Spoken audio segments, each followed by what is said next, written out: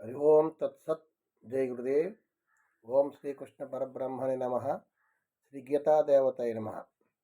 ఈరోజు అర్జున విషాద యోగము అనగా 1వ అధ్యాయం గురించి మనం తెలుసుకుందాం. విషాదం అనగా దుఃఖము. అర్జునుడికి విషాదం కలిగింది. దుఃఖం అంటే ప్రాపంచిక విషయాదులందు భోగభాగ్యాదందు కాకుండా అది అర్జునుడి విషాదం అనేది దైవము కొరకు దుఃఖం కలిగింది. దైవం గురించి తెలుసుకుందామని అర్జునుడికి విషయాన్ని గురించి తెలుసుకోవడం జరిగింది. ఆ విధంగా అర్జునుడికి అర్జున విషాద యోగం అని పేరు పెట్టారు. విషాదం అనగా దుఃఖము. అంటే ప్రాపంచిక విషయాలను దుఃఖం కాకుండా దైవ విషయములను తెలుసుకుందామని అర్జునుడికి ప్రాపంచిక విషయాలు తృణప్రాయముగా ఎంచి దేని యందు కూడా ఆసక్తి లేని సమయములో కృష్ణ భగవానుడు యుద్ధ సమయములో వీరందరూ నా బంధువులు, వీరు నేను ఏ విధంగా సంహరించగలను అనే భావంతో ఈ అర్జున విషాద యోగం అనేది చెప్పబడింది. దీని గురించి మనం తెలుసుకోవడానికి ప్రయత్నం చేద్దాం. యోగం అనగా కూడిక, అంటే మన జీవుణ్ణి పరమాత్మ యందు కలియకే యోగం అనబడును. దీనికి అనేక రకాల భగవద్గీతలో సాంఖ్యయోగము, కర్మయోగము, విజ్ఞాన యోగము అలాగా అనేక రకాలుగా యోగాలు చెప్పారు. తర్వాత దీన్ని మనం భగవంతుని తెలుసుకోవడానికి కొన్ని మార్గాలు చెప్పారు. జ్ఞాన మార్గము, కర్మ మార్గము, భక్తి మార్గము, ధ్యాన మార్గము. ఈ మార్గాల ద్వారా మనం భగవంతుని మనం తెలుసుకోవచ్చు. అయితే దీనికి భగవద్గీతలో పరమాత్మ మన అందరి నిమిత్తమై అర్జున నిమిత్తంగా చేసుకొని భగవద్గీత చెప్పడం జరిగింది. అది అర్జున విషాద యోగము అలాగా ప్రథమోధ్యాయము. అంటే భగవద్గీత ఏ విధంగా ఏర్పడింది, ఎవరు చెప్పారు, ఎప్పుడు చెప్పారు, ఏ సందర్భంలో చెప్పారు, ఎవరు చెప్పారు అనే విషయాన్ని మనం తెలుసుకోవడానికి ప్రయత్నం చేద్దాం. అయితే దీనికి అర్జున విషాద యోగములో సంజయుడు ధృతరాష్ట్రుడికి యుద్ధం 10 రోజులు అయిన తర్వాత సంజయుడు ధృతరాష్ట్రుడు అడిగాడు సంజయుడిని, సంజయ, నాకు యుద్ధం ఏ విధంగా జరుగుతుంది, ఎవరెవరు ఏ విధంగా వారు ఉన్నారు అనే విషయాన్ని నాకు తెలియచేయమని సంజయుడిని ధృతరాష్ట్రుడు అడిగాడు. అప్పుడు సంజయుడు ఈ విధంగా చెప్పాడు. అంటే సంజయుడు అనగా సమ్యక్ దృష్టి, సమ్యక్ జ్ఞానం కలిగిన వాడు, ఇంద్ర నిగ్రహం కలిగిన వాడు సంజయుడు. ఆ సంజయుడు 10 రోజుల ముందు ఏ యుద్ధం జరిగిందో ఆ విషయాలన్నీ కూడా సంజయుడు ధృతరాష్ట్రుడికి చెప్పాడు. అప్పుడు దాని విషయమై ధృతరాష్ట్రుడు ఒక ప్రశ్న వేశాడు. ఏంటంటే ప్రారంభంలో 1వ శ్లోకం, ఆ అర్జున విషాద యోగములో ప్రారంభంలో 1వ శ్లోకాన్ని తెలియజేశారు.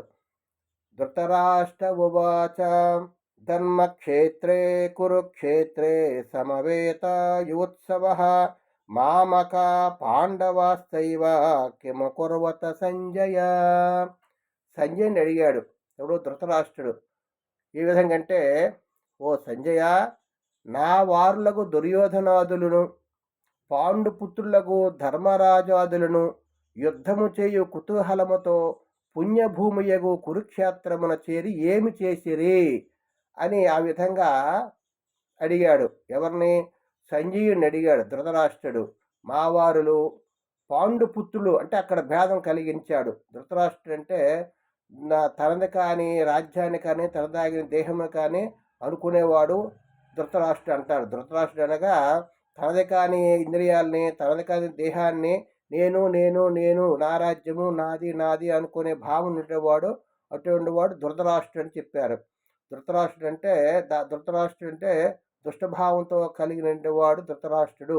ఆ విధంగా నేను నాది అనే అహంకారంతో ఉండేవాడు ధృతరాష్ట్రుడు. ఆ విధంగా ధృతరాష్ట్రుడు ప్రశ్న వేశాడు.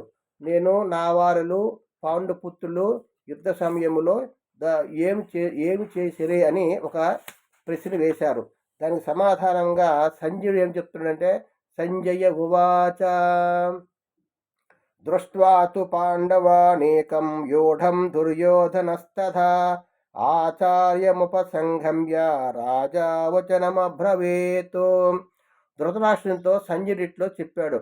అప్పుడు రాజైన దుర్యోధనుడు వ్యూహాకారముగా రచింపబడి ఉన్న పాండవ సేనను చూసి తదుపరి గురువగు ద్రోణాచార్యుని సమీపించిట్లు పలికాడు. ఏ విధంగా అన్నాడంటే, పశ్యతాం పాండుపుత్రాణ మాచార్య మహతీం చమోం వ్యూఢాం ద్రుపద పుత్రేణ తవ శిష్యేన ధీమత. ధృతరాష్ట్రుడి కొడుకు దుర్యోధనుడు. ఆ దుర్యోధనుడు తన గురువుకు ద్రోణాచార్యుని దగ్గరికి వెళ్ళి ఈ విధంగా చెప్పారన్నమాట. ఓ గురువర్యా, బుద్ధిశాలయు మీ శిష్యుడనగు దుష్టజమ్ముని చేత వ్యూహాకారముగా రచింపబడినట్టి పాండవుల ఈ గొప్ప సైన్యమును చూడుడు. మొట్టమొదట పాండవుల తాలూకా సైన్యం గురించి ఆ దుర్యోధనుడు గురువుగారి దగ్గరగా చెప్తున్నారు. అంటే కౌరవ సైన్యం ఉంది, పాండవ సైన్యం ఉంది. కానీ మొట్టమొదట ఏం చెప్పాడంటే పాండవుల తాలూకా చెప్పారు. వాళ్ళ తాలూకా పాండవుల తాలూకా సైన్యం గురించి. అత్ర సోరా మహేశ్వాస భీమార్జున సమాయుధి యూధానో విరాటశ్చ ద్రుపదశ్చ మహారథః దుష్టకేతుశ్చేకితానః కాశీరాజశ్చ వీర్యవాన్ పురజిత్ కుంతిభోజశ్చ శైభ్యశ్చ నరపుంగవః యుధామన్యశ్చ విక్రాంత ఉత్తమౌజాశ్చ వీర్యవాన్ సౌభద్రో ద్రౌపదేయాశ్చ సర్వ ఏవ మహారథాః. ఇది భగవద్గీత పారాయణం అనేది కూడా అందరూ కూడా అవసరం. ఈ వినడానికి ప్రయత్నం చేయండి. మొదటి అధ్యాయం నుంచి ప్రారంభం చేస్తున్నాము. ఒక్కొక్క భాగంగా మనం ప్రయత్నం చేస్తున్నాం. ఈ పాండవ సేన యందు గొప్ప విలకాండులు, యుద్ధమునందు భీమార్జునులతో సమానులకు సూరవీరులు పెక్కులు కలరు. వారెవరైనా యూధానుడు, విరాటుడు, మహారథుడైన ద్రుపదుడు, దుష్టకేతువు, చేకితానుడు, పరాక్రమవంతుడగు కాశీరాజు, పురుజిత్తు, కుంతిభోజుడు, నరోత్తముడగు సభ్యుడు, శౌర్యవంతుడగు యుధామన్యుడు, పరాక్రమశాలయు ఉత్తమౌజుడు, అభిమన్యుడు, ఉపపాండవులు వీరందరూ మహారథులే అయి ఉన్నారనే ఆ విధంగా పాండవ సైన్యం గురించి దుర్యోధనుడు గురుగారి తెలియజేశారు. తరువాత శ్లోకాన్ని తెలుసుకుని ప్రయత్నం చేద్దాం. హరి ఓం తత్సత్. జై గురుదేవ్.